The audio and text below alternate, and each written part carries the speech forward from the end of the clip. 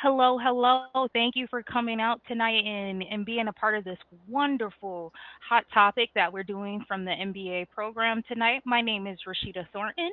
I am the Graduate Admissions Assistant Director for the Management and Technology programs here at BayPath for the grad programs. So, without further ado, I want to get this kicked off and started. We have put stuff into the materials, so as you go along tonight, you'll be able to do the stuff and interact with the panelists as we go through. Also, if you have any questions, please put them in the chat box and we'll be able to answer those as we go along.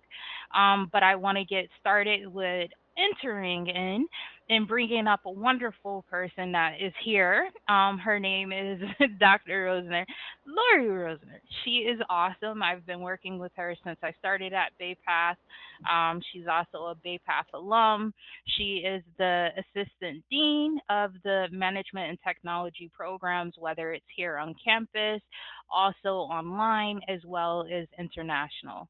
So she works with all of our realms of the business management here at BayPath. So I will hand this over.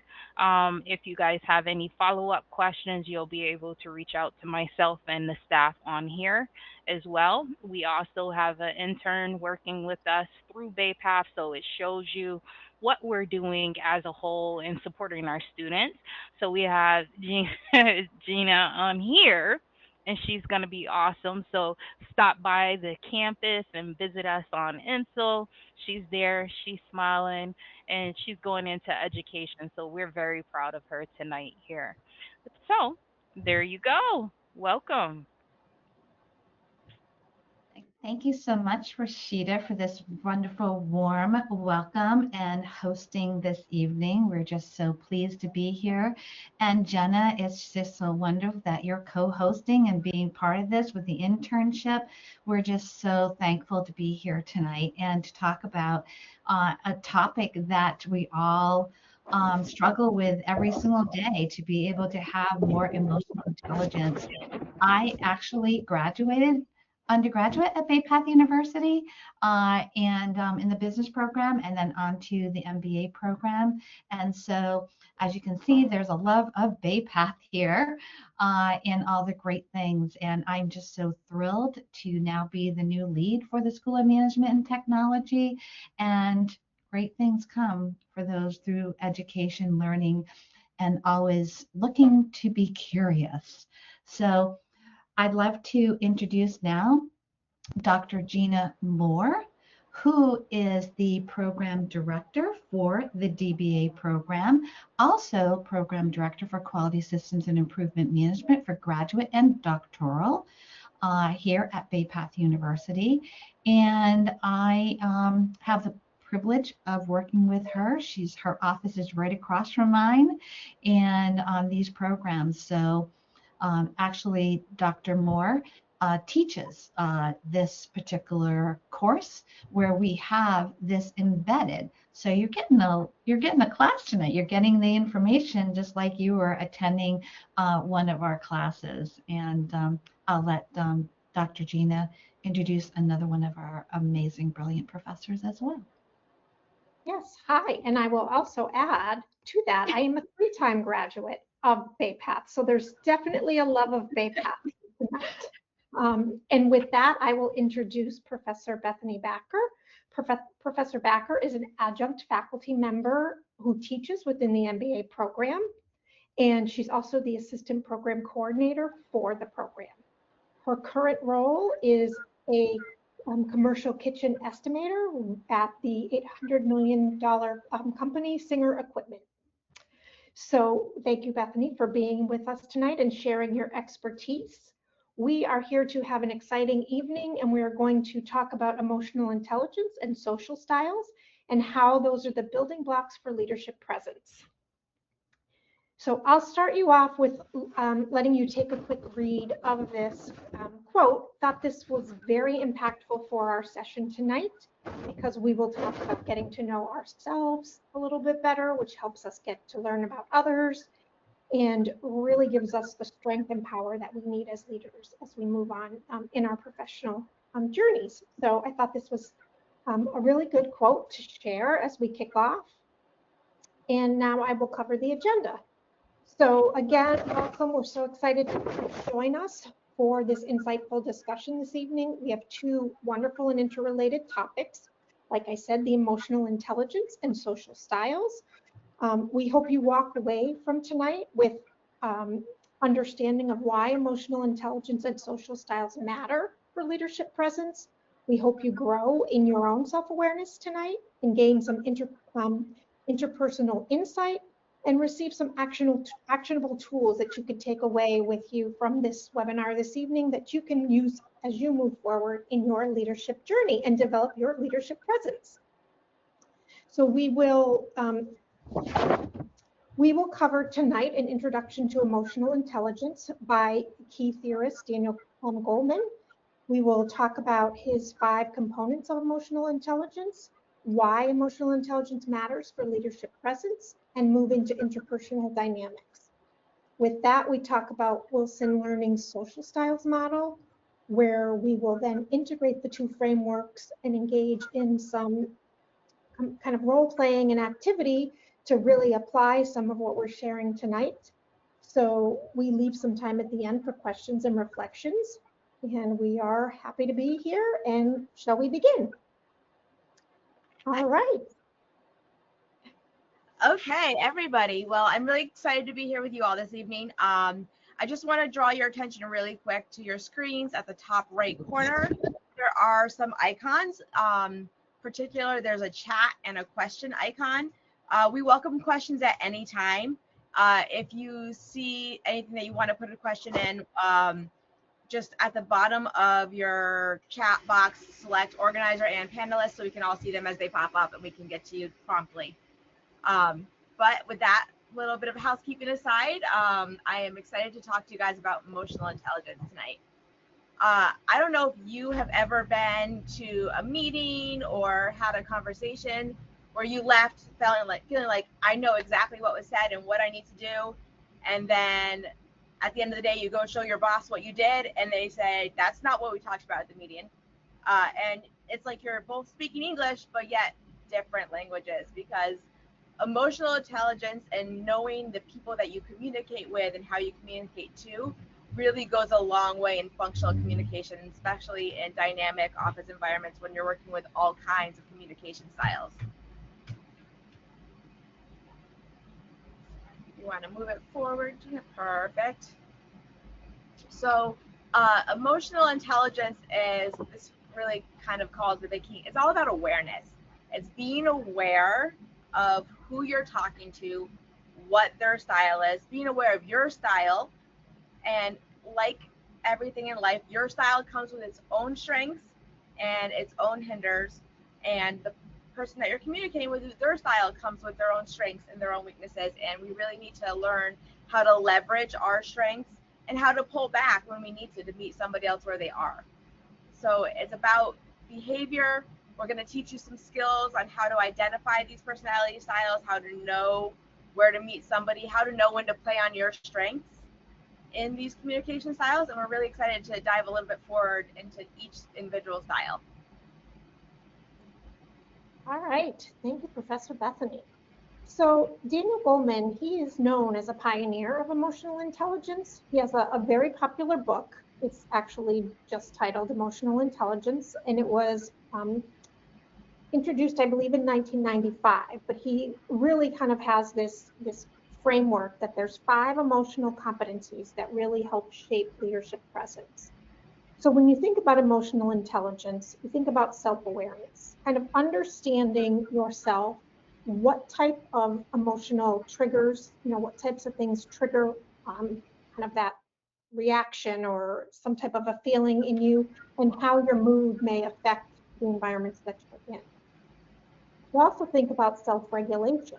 So self-regulation is learning how to manage your emotions and manage those triggers so that when you are under pressure or in your, in high profile situations or within the workplace and in a meeting with your boss or something like that, you can kind of control any impulses or control your emotions and really regulate that and stay kind of in the moment. Motivation, leaders are driven by purpose, goals, and kind of that intrinsic values beyond the external rewards. So really understanding what motivates you, and how you feel, you get your energy, and what makes you want to really engage and interact. And then there's empathy.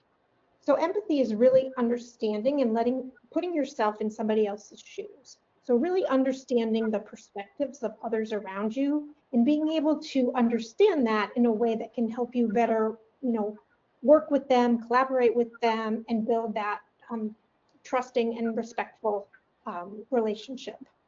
And then we talk about social skills, which these are the skills that we use to build relationships.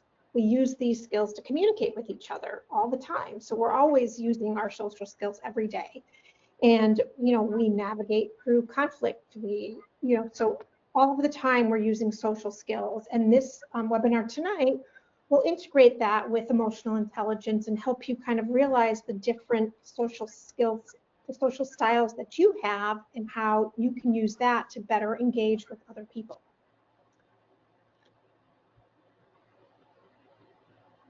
All right.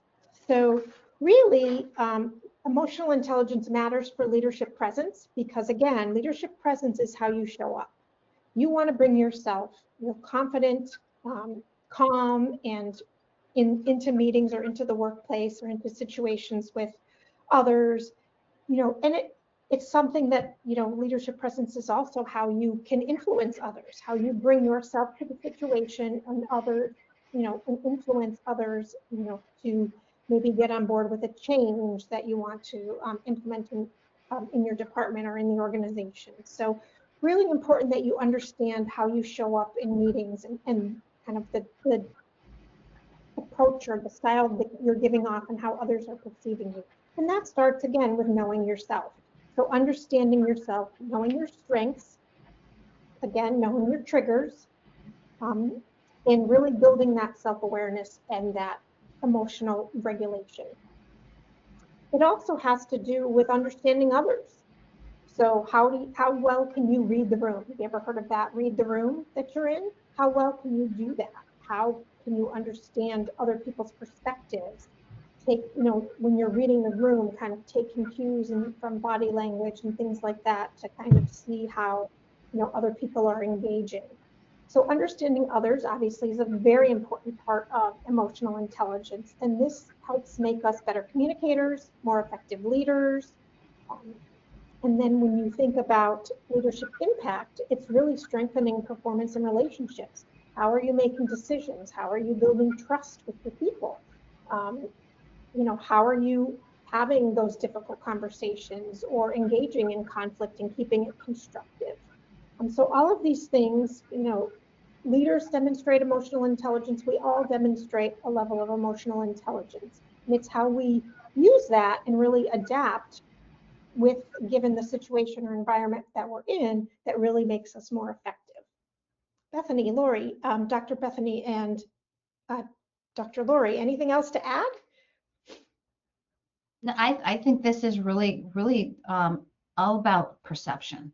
And when we're walking into a room and we're coming from our lens of how we have our social styles, where we're thinking that when we walk in the room, everybody's thinking what we're thinking and how they're building relationships, those personal interactions, or the first thing that we think. And it's not the case. Everybody's coming from different viewpoints. I mean, for example, if you the color of the M&Ms that you like, think about the different color of M&Ms that you like. What's your favorite color M&M? Well, I always go for the yellow one. Do you all go for the yellow one? What? You don't? You I go go for the for blue one. you go for the blue one? And I go for the red one. So You go for the red one? Yeah. What? Oh, you go for the red one, Rashida? Jenna, Yeah, what the color do you red. go for? Think yellow. Yellow? Well, I got one person that thought yellow. Why didn't we all think yellow? right? It's, you may think that that's basic, but you know what? There's different experiences, and I bet you right now, if you're thinking about your color M&M that you would eat, I would go, you know what? I think yellow makes me happy. You know, it's like the good times. It's my husband's favorite color, and it just tastes better. You're not going to have the same story as I have, right? We all have different ways. And I think that's actually a very good example of what we're going to get into in a little bit is how there's different social styles. And you'll notice that Professor Bethany, Dr. Lori, and I all have a different social style. So it's interesting that we all picked a different color M&M. Yeah. But you know I, what's great about that, and that this exercise is going to highlight, is that even though we all have very different social styles, we all function well together. And we're going to talk about how and why that works. But I'm sorry, the blue ones taste better. I definitely will say camaraderie is built. If you have that, it makes it better with the emotional intelligence. So I always used to do stuff with my students on understanding how to read a situation. You may think it's one thing, you see a person passing, just because you see them passing and they look disheveled, you may not know that person's having a medical issue. So it's Mhm. read the room and understand what's going on. Maybe take a second and say good morning, say hello. And it starts like that, especially in the workplace.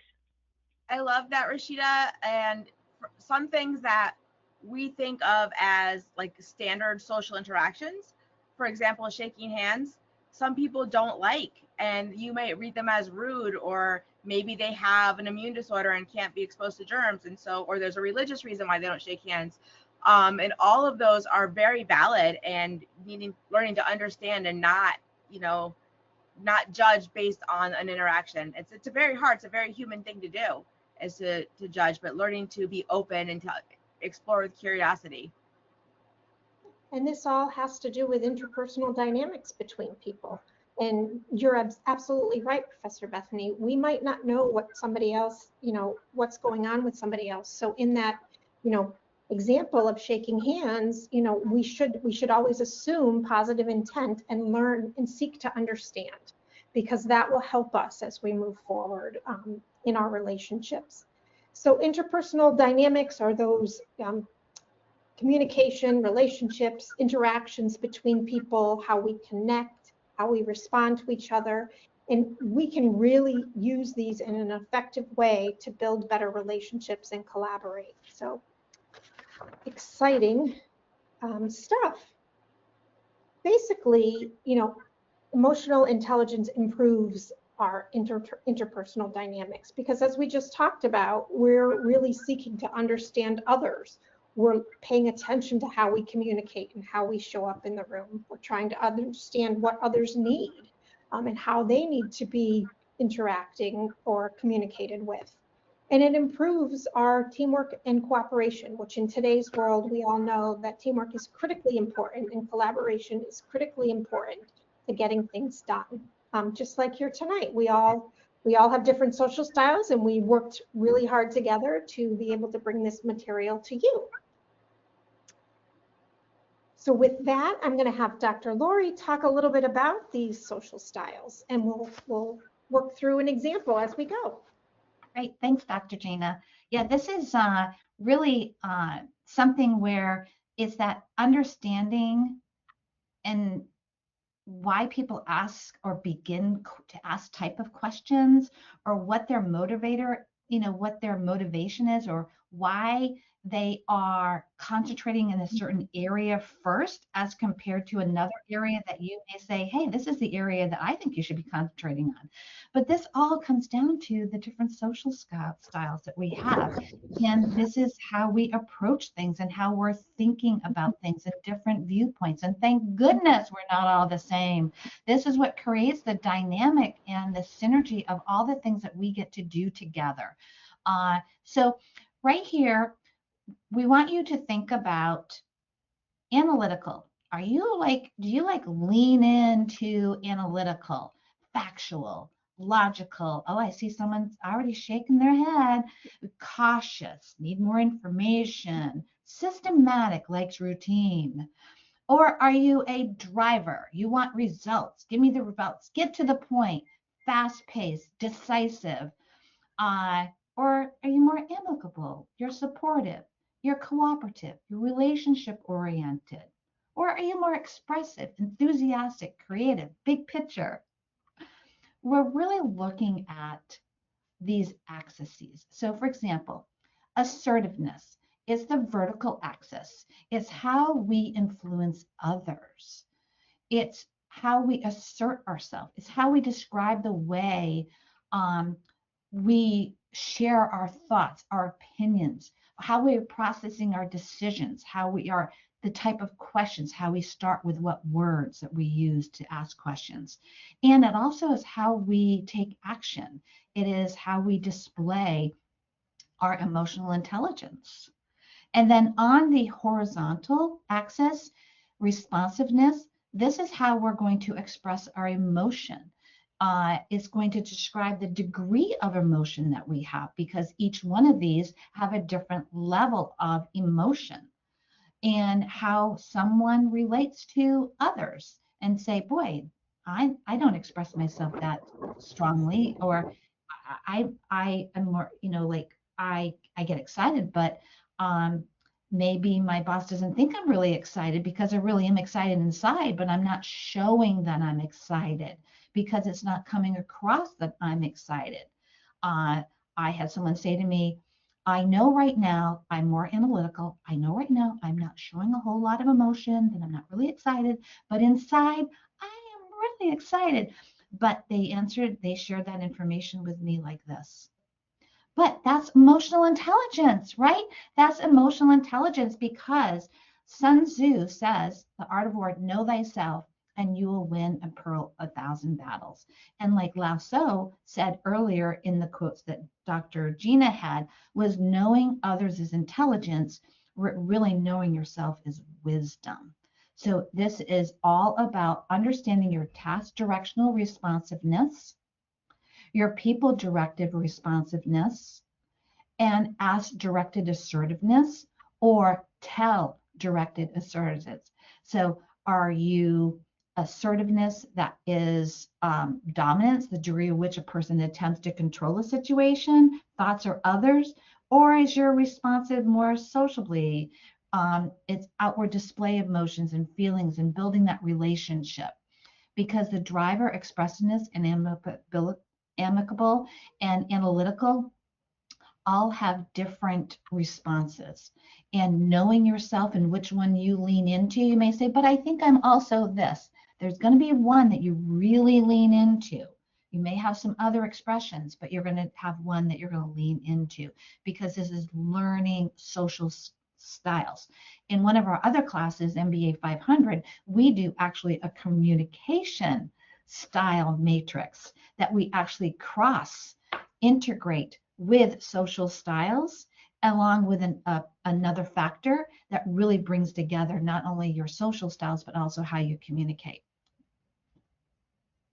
All right. And we will let you know that there is some material that you will receive as part of the webinar that gives you an assessment to take that can help you understand, like Dr. Lori said, you may think you're, oh, you can see where you are right away, but you can fit in multiple categories, but we all do have a slight tendency to be in just, in just one. So that assessment will allow you to, answer some questions, uh, tally your results and see where you tend to land, most as far as the four social styles. So that'll be a good activity for you to do afterwards, and it'll be interesting to see if where you originally thought you gravitated to is what the results share with you. So from that, we're going to start with the analytical. The analytical style tends to be a little bit reserved, more thoughtful, and more task focused. So they approach decisions carefully. They, avoid kind of pushing their opinions, and they really, lower emotion of, or expression of emotion, I should say. So very factual, very logical, very cautious. And I think this is describing Professor Bethany. This So is, Stephanie, I well, the analytical one of the bunch. So there's a couple of key things that just stand out to me that if you're thinking about how does this fit, am I analytical? These are things that just tell me, that just scream analytical for my personality. If we are looking at data, I'm going to make a spreadsheet for it. We're not going to look at it on a paper. We're going to put it into charts. We're going to format it different ways. We're going to look at it from different angles. We're going to see if this is actually telling us the story we think it's telling us, or we're putting our own story to it. We're going to really look at and find out what it means.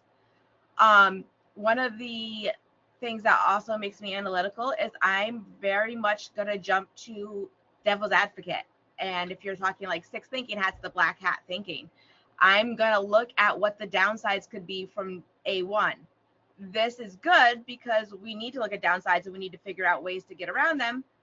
But if I'm communicating with somebody who's very expressive, big idea, creative, like Dr. Rosner, if I go too much down these black paths of, negative thinking, or it can feel like I'm shooting down your idea, right? It can feel like I'm just trying to show you all the ways that can go wrong. This can also be a weakness for me, and I can be afraid to ever go forward with my own idea because I only see what could go wrong and never see the possibility of getting to the good one. So we all need multiple types of perspectives in these communications. So my weaknesses of calling out the cautions are actually balance in this communication style. So being aware of that and knowing when it's time to pull back and write down questions for later, or for myself to have but not to bring up, or also bringing them up when I know that we need to balance out the conversation a little bit. yes, and I tend to be in the driver category. So I'm very results focused. I'm very fast paced, and I like to get things done. I also do not like to kind of hem and haw and over decisions. I like to make a decision and move forward. So when Professor Bethany and I work together, I know that I need to, talk to her and communicate with her in a way that she best receives information. So I kind of need to bring the facts to her and be really thoughtful and logical about what I'm presenting. In the same way, she knows the same thing about me. Get to the point. Um, let's go. Let's take action. Let's do something. And as Professor Bethany said, my kind of driver style could be, perceived by others as though I don't care about, their feelings or how they feel about the assignment, or are we making the right decision? Are we getting enough, votes for a certain path forward? It may be perceived that I don't care about that, and that's not the case at all. I just tend to be really kind of driven by let's make progress, let's move forward. I love that, and it reminds me of that one time when we tried to make that spreadsheet. Dr. Moore and I were working together on a spreadsheet, and I don't think the two of us ever laughed so hard because when we got to the end, we realized we were both saying the same thing in different language, and you were, because you were like, go, go, go, this is what we need to do, and I was like, but is that showing us what we need to look at? And we found out that we were both trying to look at the same thing, but we were using different words to describe it, and we cracked up for like 15 minutes just of the amount of time we were just saying the same sentence, and it was like making sense, but we weren't understanding. But that's a perfect example of how, we know each other's social styles, and we know how we are. So we were able to laugh through that situation instead of walking away saying, oh my gosh, I can't interact with her, or I can't work with her anymore. Like, we understand that we're all humans. We all approach things from a different angle. And so we were able to use that and really Not kind only of that, the outcome of what we created when we got together was way better than either of us would have created alone. And but you're so right. In any situation, that could have been two coworkers who no longer wanted to ever work together because they couldn't communicate. And instead, because we do have that understanding, and we also are, we have that trust and collaboration, which is essential for, even if you understand somebody's communication style, if you don't have that level of trust and approaching with curiosity instead of approaching with your defense up, you're going to get those kind of upset behaviors. But because we do have that curiosity. I'm like, what are you trying? Wait, what are you trying to tell me? Instead of trying to say I'm right, I wanted to learn what you had, and you wanted to learn what I had. Together, we came up with something even better than we thought we could come up with in the first place. Yep, absolutely. Um, and so I don't know, we saved the best for last because our lovely Dr. Lori, we put her in the expressive category. But I'm wondering if there's anybody here that's amiable. Does anybody tend to be more supportive, more cooperative, you know,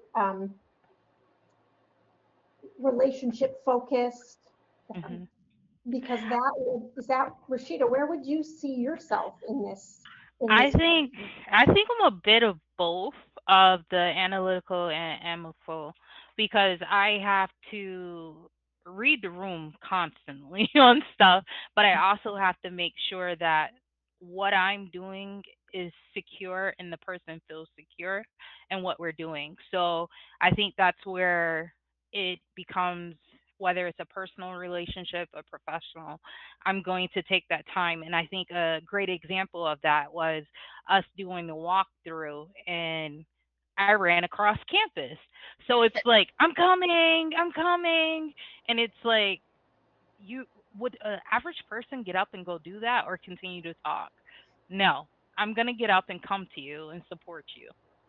Yeah, absolutely. Um, And I think that's a great example. And I would think that when you're in an office setting, like the amiable people are the ones who are going to be signing this birthday card behind everybody's back, and they're going to be ones organizing the baby shower or the potluck for Christmas. They're the ones that really get filled up by that social and relationship building more so than the work and the task building. That doesn't mean they don't do the work and the task and they're not very good at their jobs. It just means that's what fills their cup. They may need five or so extra minutes at the beginning of a meeting to chit chat and ask how you're doing and connect with your family before they dive into that deep work, where a driver is ready to go, go, go. And if you have those two competing styles in a meeting and you don't have that emotional intelligence, it can be like, Dr. Moore does not even want to get to know me. She's not personable. She doesn't care about me, which would not be correct. And then Dr. Moore could feel like an amiable person just wants to stall and not want to get the work done. So it's really all about just knowing what might be perceived by somebody in a different style. and again, just a reminder, I mean, these tend to be kind of our primary, where we fall, but we all have learned over time as we develop our skills and develop our emotional intelligence that we need to be more cooperative, or we need to think about how the other person is and how we can create better relationships using this information. That's critically important. So even though we fall in maybe one category or another, we have learned over time as we continue to learn about ourselves how to create those engagements. And I think that's the whole purpose of really this assessment and learning, about the social styles. So it can give us more information about ourselves and more information about others. So I'm sure you're sitting there thinking about, okay, this person I work with, she's analytical and I have to bring her facts, or my boss just doesn't listen to how I feel about something. I'm sure all those different things are kind of floating around in your head right now as you're looking at this information and saying, oh, I work with somebody like that. um, I think for the panelists on tonight, it's a true attest to what we do as a team. So I we joke around, but I know each person's social skills, where we're at with stuff. So it's like, I know I need to do this because I'm working with Professor Bethany. I know I need to go over and meet with Dr. Lori instead of just always emailing her because she likes that one-on-one. So I do that because I appreciate her and I've been working with her since I started. And now you're here, and so I'm going to come bother you as well. And so we're just stuck with each other. right. Well, look at how fun that is. We all bring our different unique Hmm. styles and we have, a really enjoyable, collaborative, Yeah, working. And we get stuff done. Look at that. It's right. awesome. It And says, and fun. it makes a big step because even though we may go into that, the detail amongst all of us is the same. So when I send stuff out to you guys, you're like, "Oh gosh, thank you. Yes, that's perfect. Let's go." And so you guys give me the same back because you know I am analytical and I need the numbers, I need the facts, I need to make sure we're on the same level all around. So definitely, this is an awesome lesson tonight. And Dr. Lori, you fall in the expressive, and I think we can all appreciate how much of that creative, visionary leader that you are for our School of Management and Technology. So talk to us a little bit about your style and how, how that shows up in the workplace. Thank you, Dr. Gina. Yeah, I think you're really seeing tonight our collaboration, even the preparation for this evening and how we all work together. It's really something very special because we have identified really our area that we lean most into. So, for example, expressive, enthusiastic, creative, big picture. How can we build and continue to build? Because I can tell you right now, everything that was just said is for one purpose: student success. This is why we're here. Um, and I think also having an intern here. I mean, this is all about student success, but we all need to be able to lean into and realize how we interact and how we connect because we need every single one of these social styles. Am I expressing myself? So I am demonstrating my expressive, enthusiastic, creative, big picture self of what we do, like just launching the MBA plus C certification program last fall and already being listed on Forbes in the top 10. This is like big picture. How can we continue to help students be successful? How can we do hot topics like this and bring communities together and continue to learn because we're all looking to, you're here at 7:09 at night trying to say, what more can I learn? We have students here in the program with us this evening. This is all about having that curiosity factor. And that emotional, intelligent, expressive individuals like true connection. They like the energy. They like spontaneity, but it's calculated risk, right? So it's interesting how I may be expressive, but I'm a driver. I like numbers behind it, and I'll never forget the students. Yeah. So it's that big circle of emotional intelligence is knowing where you land because there's also a flip side of this. By not knowing each one of these, you can be too dominant or not dominant enough. You may ask questions that don't feel relationship driven, feels very transactional driven, Mm. uh, or too relationship driven, where it just may say, oh, has that person ever worked? These are just not the stories that are out there.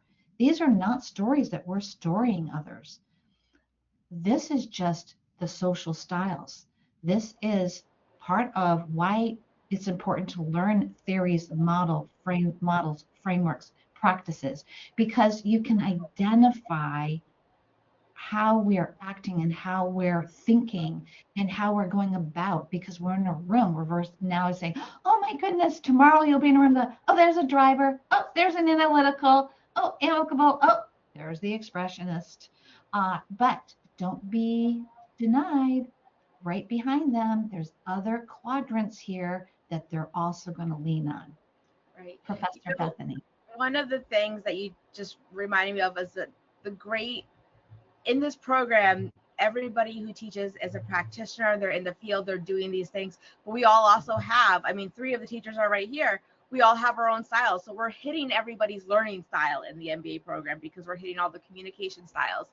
And you have such a great opportunity to put the application of these styles and the skills that you're learning right in your coursework, and you get real-time feedback from teachers out in the field doing the things that we're being taught. And it's such a great formula for success to have just a variety of different teachers with different styles, with different experience and perspectives, bringing to the students real time, real feedback, and real value. And Mm. I would add to that even and say that the students themselves, because I'm teaching this course, 520, MBA 520 right now, and this was an exercise in one of the earlier weeks of the course, even the students get to learn from each other. So we Mhm. have discussions where they have looked at this social styles framework, they've taken the assessment and they share kind of what they've learned. And all of these perspectives get shared, collectively as a class. So we're all learning from each other, and which I think makes it even greater. Um, Mhm. Like so that spreadsheet. We got that spreadsheet done. What did we do? We sat down as a team, shared the big picture, shared all the facts, shared the information, shared the details. Now we need to present um, just the numbers in a way that others could understand, and how can we tell the story of what is happening and why are we doing this project. So at the end of the day, when we got done with that, the three of us together, the outcome was just so much more dynamic. And when that project was delivered, the individual was blown away because it was not what was expected, because they're expecting what? Certain things from certain people. But when you put a team together, you get so many different viewpoints, and knowing how to leverage each other and to lean on each other, that's where that's where special things happen and I frustration is I removed. would say as a leader and as a manager, it is key for you to have that emotional intelligence because that's how you put people together in groups and they're able to work together. So Professor Bethany, you worked with Dr. Moore and it's like you guys are saying the same thing, but both of you have creative styles and you have different things that you bring to the table, and when you bring it to the table, wow. Wow. So, as a leader, I guess my question to each of you, um, when you're in a leadership role, how how can you improve this amongst the team, for your team to grow as one and have a strong trust level and all of that? raise a great point, Rashida. So thank you, because that prompted me to think about being a leader doesn't mean you fall in one of these quadrants. Like it doesn't mean if you're logical and analytical that you're the best or you're an effective leader, or if you're too amiable, you're not effective enough. No, that's not true. You can fall in any one of these categories and be an amazing, effective leader. These are just, again, it's all about understanding yourself and understanding others and how you can, to Rashida's point, you build on and you know your strengths. So if I'm strong in one area and I know that I'm, really good at kind of moving things forward and not letting tasks slip off the radar, and I know that I need to create something that's going to wow, Dr. Lori, and it's going to have all that data behind it, I'm going to leverage Bethany because she's great at that. So being a leader, you have to, you actually have to try to figure out how to be each of these different categories because you're working with very different individuals and you need to understand them, how they need to be communicated to in order to understand things. So you have to kind of put yourself in that position of learning, knowing, like I said, knowing where you fall, knowing where others fall, and leveraging the various different styles and knowing when to, adapt based on the situation that you're in. And So I I think just, go ahead. I think Rashida, to your point, as like how do you as a leader, and Dr. Moore touched really well on how to leverage everybody's strengths, but how do you address when you have weaknesses butting heads, right? Like how do you address when you have analytical going all negative, which makes the expressive feel like they don't like them? How do you translate from one communication style to the other? And I think it really comes down to like that, like saying what's really being said in a way that everybody can understand.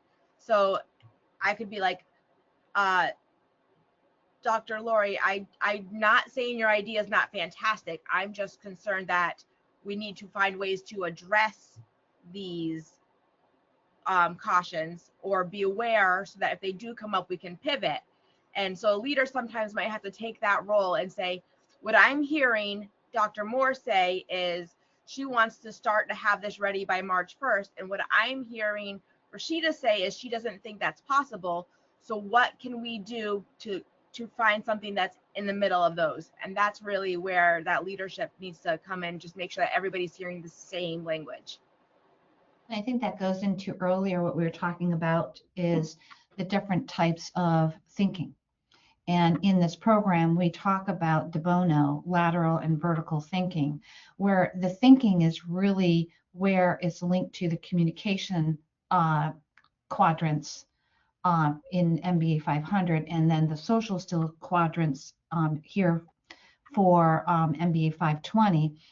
In there's critical thinking, there's creative thinking, and there's different ways of thought there's cautious thinking, and there's emotional thinking. And those quadrants link to these type of social styles and communication. When you really bring those together, that's when you really get that clear understanding of how you get to do this. So if you are thinking emotional immediately, you're thinking probably the red hat, like you were talking about before, or de Bono. If you're thinking about numbers, you're thinking analytical thinking, the white hat. And if you're talking about a growth thought, that you're talking about a green hat. So there's different thoughts that help us to be able to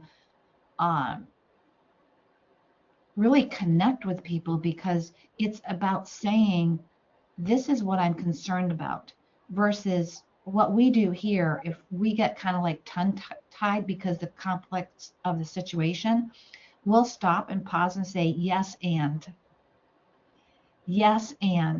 because it puts everybody back on to, no matter if what color hat they're thinking, and you can look at our hot topic actually on de Bono, the 6 thinking hats, and go watch that. That will go into the details here.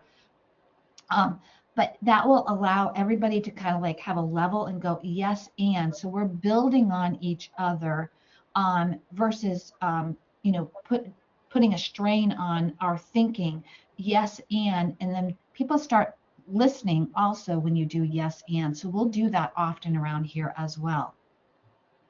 And I think another thing that came up that we also have, in particular in MBA 520, we talked about having those difficult conversations when maybe the different styles are, kind of butting heads. And we did a webinar the last time that really talked about crucial conversations. So you're welcome to go and look at that and review that as well, because all of these things, like Dr. Lori said, they all tie together and they all really enhance your ability to be more emotionally aware, self-aware, and then again be able to read cues in the room and really be that strong leader and bring your presence to the table.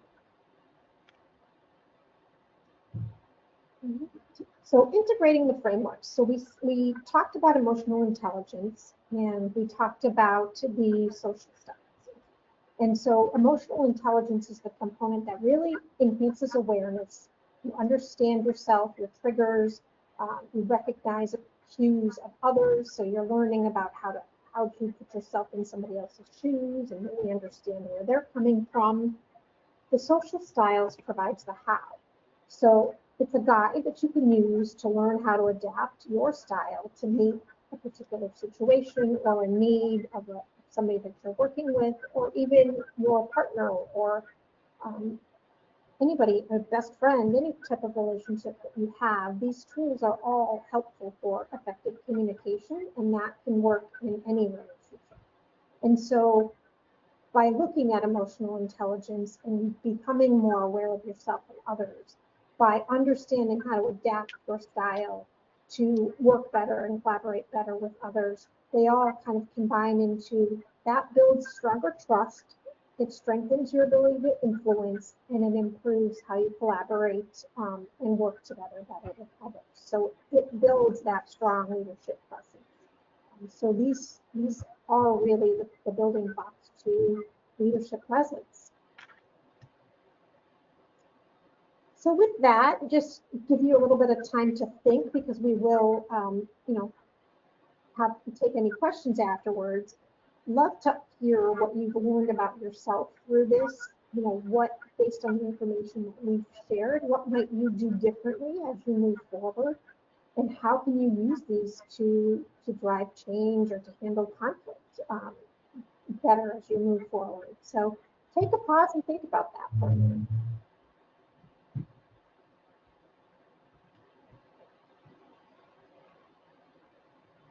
Reflecting is a very, I would say that's also a very good tool to incorporate into your day-to-day, is really taking some time out to reflect. And some of you might be thinking, oh my gosh, my day, it starts and ends and I feel like I have no time to do anything.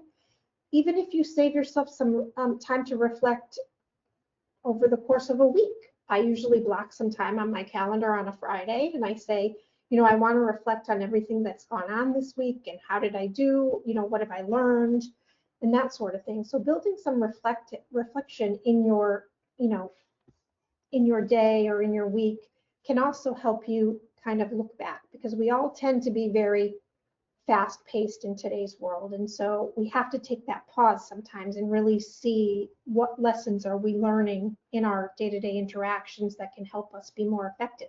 Because we may very well have every intention of communicating better. So I may very well want to, the next time I engage with Bethany and want her to work on something with me, I might, have all the intention of approaching her with facts and logic and all that to get her kind of going. But I may be so fast paced and really kind of pushing forward with everything we have to do. I may just go out there and blurp out, Bethany, we need to do this fast. Like, we need to do this, and this is how we need to do it.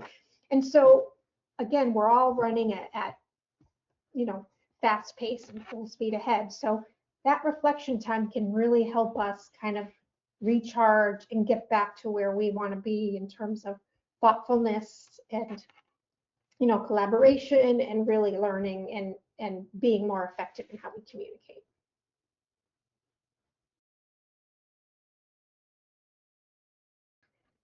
Any other thoughts, Professor Bethany or Dr. Lori or Rashida, before we look for questions?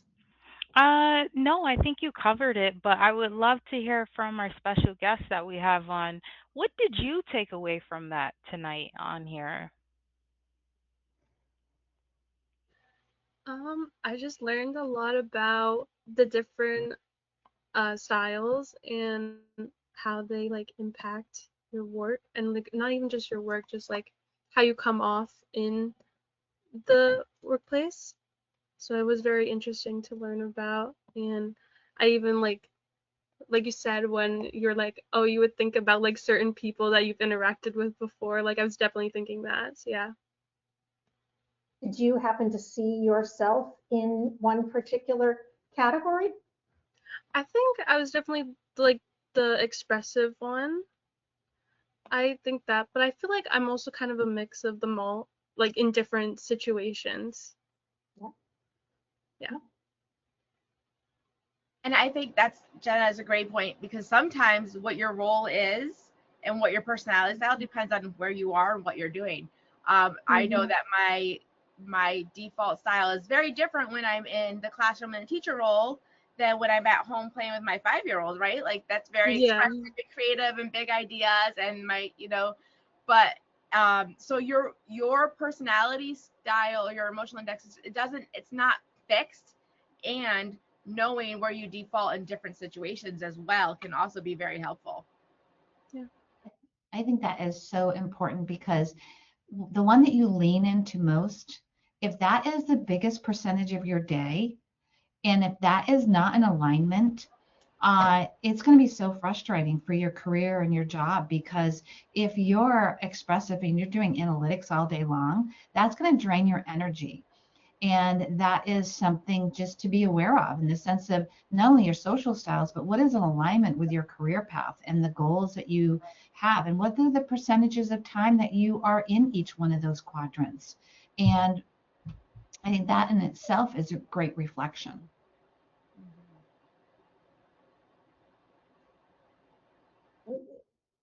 Great. Rashida, do we have any questions from our wonderful guests this evening? Not at this time, but if you are more than welcome, click on the question mark sign and you can put something in and we are happy to answer. We do have less than 5 minutes left on the time because we want to make sure that you guys get to your families and do whatever. So we definitely encourage the questions. Any questions? I will say if somebody thinks of a question afterwards that they wanted to ask or didn't think of until like 2 days later, uh, there will be the emails and the way to contact us in the recording of the webinar going out. Feel free to email Dr. Lori, Dr. Moore, or myself at any time. We're always happy to answer those. And all of this will be followed up with the email out to everyone, so you will have a copy of this and be able to review it at your own time. And if you do have questions, please don't hesitate to reach out to Graduate Admissions, and I can also direct you to where you need to meet with people as well. This And I is would also, another great webinar. I love it. yeah. Yeah, me too, me too. This is what we do. This is how we connect. And I would just say be patient with yourself because none of us are going to be perfect every single day. And it's okay to learn, lean forward, fail forward. And sometimes you think back and go, oh, I could have handled that meeting a little bit differently. I meant this, or I meant to have more numbers, but don't beat yourself up. This is all about being patient with yourself, being patient with others, and learning each other's style and creating that opportunity to really get to know each other even better. And also, you have the words now, you have the cues, things that you're saying, oh, I see that's different. So oftentimes we'll go through work or life and say, oh, that's familiar. But now you're putting a model or framework with it. So you may say, I kind of knew this, but now you know that this has been part of research and study, and this is normal, and this is to be expected. What I love about that is not only like give yourself grace, be kind, but when you do see something like, oh, that was me being way too analytical, don't be afraid to go own it to that person and say, Dr. Lori, I'm so sorry that I seemed overly pushy in that meeting. I realized what I did and I call it and own it, and I'm working on getting better at it. Because that's what a real leader does. They own when they make mistakes. So they don't hide it or pretend it didn't happen or shove it in the corner. They come out, they say, I see it, I know what I did wrong, I know how to change it. I'm gonna work on getting better. I still may make mistakes. We're all learning, we're all growing. And that's a big thing. And like I joke around, yes, I am analytical when it comes to stuff, but it's not who I am. And so you wear those hats when you need to and when it works for you. But at the same time, I think because we have such good camaraderie, I think Professor Bethany and I, we do projects together. I love working with her. So it's So much like I already know I have to have the facts when I sit down with her because she's going to get excited with it. And so when I do that, she's like, oh my gosh, I love it. And I'm like, ah, let's go. Let's go. Oh my goodness, it's so fun. So That's emotional intelligence. yeah, You know yourself, you know the others, and you know the environment of the yeah, social aspect of what is exactly. transparent and what's going on. And And one that's of my, I think that's what makes this MBA program awesome, ladies. yeah, Yes. and And my we're going to favorite, be wrong. We're going to make mistakes. It's okay. And this, Mm. I mean, today, I think Gina, I just said to you, I said, oh, I did that wrong. Oh, I meant to do this. Oh, great point. Thank you so much for pointing that out. That's how we learn. If we're not learning every single day, we have stopped pedaling. and I will close with that because my favorite saying lately has been lean into the learning because that's Mm. really transformational. Mm. Powerful. I love it. I love it. Well, ladies, I hope to have another great webinar coming up. And I want to thank our special guest for coming on tonight and being a part of this and being a support panelist and just wonderful insight as always. This is just a little bit of what the MBA program brings out for our students. And it also shows that as BayPath, we support our students, we support your dreams, and we listen to you. So we're open to it. And if you have questions about the MBA program, please reach out to me. I will be sending out the emails if you have any questions. Dr. Lori, do you want to close it out all the way? Yes, thank you so much, Rashida and Jenna, for being our host this evening. We are just so privileged and honored to be able to share information and for us all to continue to be great. You cannot lead others until you first lead yourself. John Maxwell. With that, go and continue to do great. And thank you so much, Professor Besney and Dr. Gina. You're amazing as well. Thank you. Thank you.